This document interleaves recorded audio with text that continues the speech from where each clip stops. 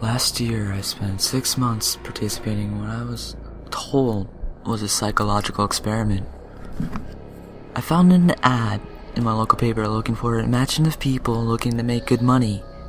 And since it's the only ad that week I was remotely qualified for, I gave them a call and we arranged an interview. They told me that all I would have to do was stay in a room, alone, with sensors attached to my head, to read my brain activity, and while I was there, I would visualize a double of myself. They called it my Tulpa. It seemed easy enough, and I agreed to do it as soon as they told me how much I would be paid. And the very next day it began. They brought me into a simple room and gave me a bed, then attached sensors to my head and hooked them into a little black box on the table beside me. They talked me through the process of visualizing my double again, and explained that if I ever got bored or restless, instead of moving around, I should visualize my double moving around, or try to interact with him, and so on. The idea was to keep him with me the entire time I was in the room. I had trouble with it for the first few days. It was more controlled than any sort of daydreaming I've done before. I'd imagine my double for a few minutes, then grow distracted. By the 4th day, I could manage to keep him present for the entire 6 hours. They told me I was doing very well. The 2nd week, they gave me a different room with wall-mounted speakers. They told me they wanted to see if I could still keep the Tulpa with me in spite of distracting stimuli. The music was discordant, ugly, and unsettling. This made the process a little more difficult, but I managed nonetheless. The next week they played even more unsettling music, punctuated with shrieks, feedback loops, and what sounded like an old-school modem dialing up, and guttural voices speaking some foreign language. I just laughed it off. I was a pro by then. After about a month, I started to get bored. To liven things up, I started interacting with my doppelganger. We'd had conversations, or play rock, paper, scissors, or I'd imagine him juggling, or breakdancing, or whatever caught my fancy. I asked the researchers if my foolishness would adversely affect their study, but they encouraged me. So we played and communicated, and that was fun for a while. And then it got a little strange. When I was telling him about my first date one day, he corrected me. I said my date was wearing a yellow top, and he told me it was a green one. I thought about it for a second and realized he was right. It creeped me out, and after my shift that day, I talked to the researchers about it. You're using the thought form to access your subconscious, they explained. You knew on some level that you were wrong, and you subconsciously corrected yourself. What if creepy was suddenly cool? I was talking to my subconscious. It took some practice, but I found that I can question my Tulpa and access all sorts of memories. I could make it quote whole pages of books I've once read, or things I was taught immediately and forgot in high school. It was quite crazy. That was about the time I started calling up my double outside of the research center. Not often at first, but I was so used to imagining him by now that it almost seemed odd not to see him. So whenever I was bored, I visualized my double. Eventually I started doing it almost all the time. It was amusing to take him along like an invisible friend. I imagined him when I was hanging out with my friends, or visiting my mom. I even brought him on a date once. I didn't need to speak out loud to him, so I was able to carry out conversation with him, and no one was the wiser. I know that sounds strange, but it was fun. Not only was he a walking repository of everything I knew and everything I'd forgotten, he also seemed more in touch with me than I did sometimes. He did have an uncanny grasp of the minute of body language that I didn't even realize I was picking up on. For example, I thought the date I brought him along was going quite badly, but he pointed out that she was laughing a little too hard at my jokes and leaning towards me as I spoke, and a bunch of other subtle clues I wasn't consciously picking up on, but I listened, and let's just say that date went very well. By the time I'd been at the research center for 4 months, he was with me constantly. The researchers approached me one day after my shift and asked if I stopped visualizing him. I denied it, and they seemed pleased. I suddenly asked my double if he knew what prompted that, but he just shrugged it off. So, deny. I withdrew a little from the world at that point. I was having trouble relating to people. It seemed to me that they were so confused and unsure of themselves, while I had a manifestation of myself to confer with. It made socializing awkward.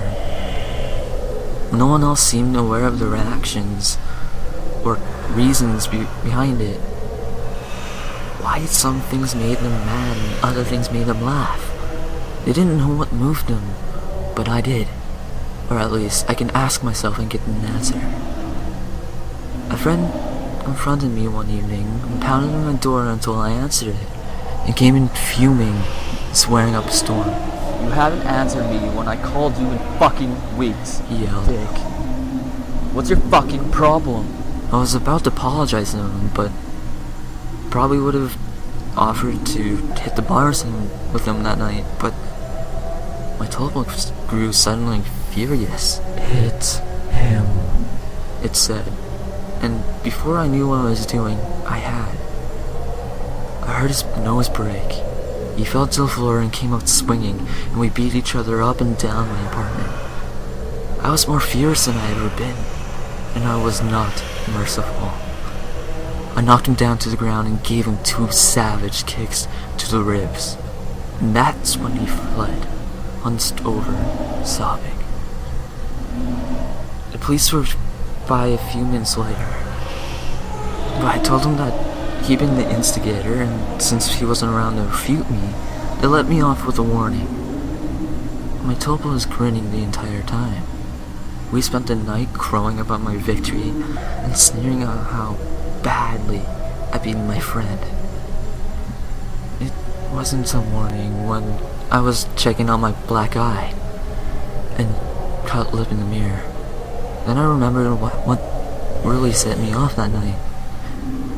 My double was the one who'd grown furious, not me.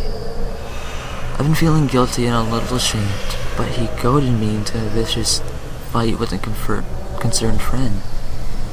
He was present, of course, and knew my thoughts. You don't need him anymore. You don't need anyone else. And I felt my skin crawl. I explained all this to the researchers employed me, but they just laughed it off.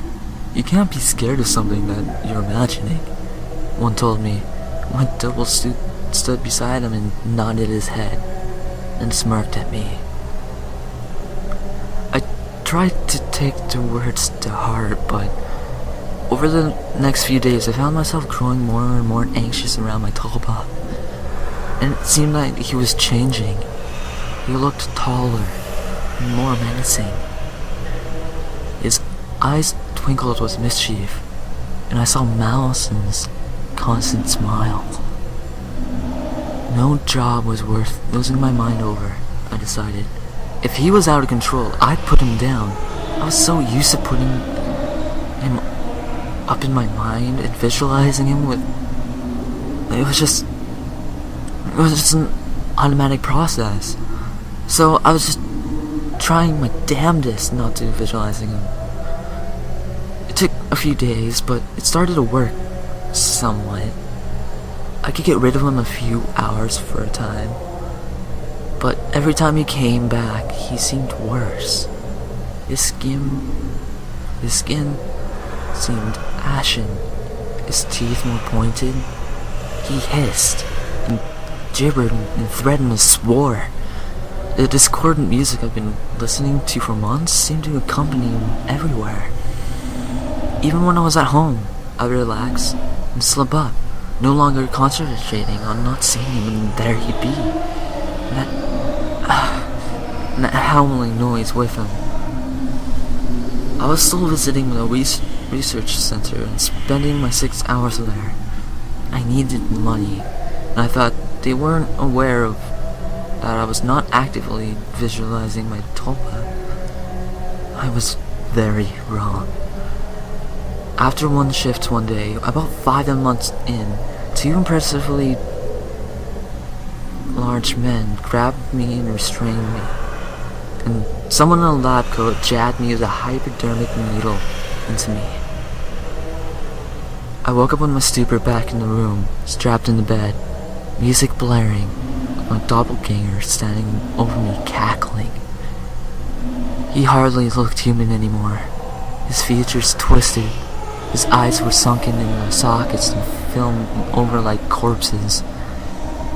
He was much taller than me, but hunched over.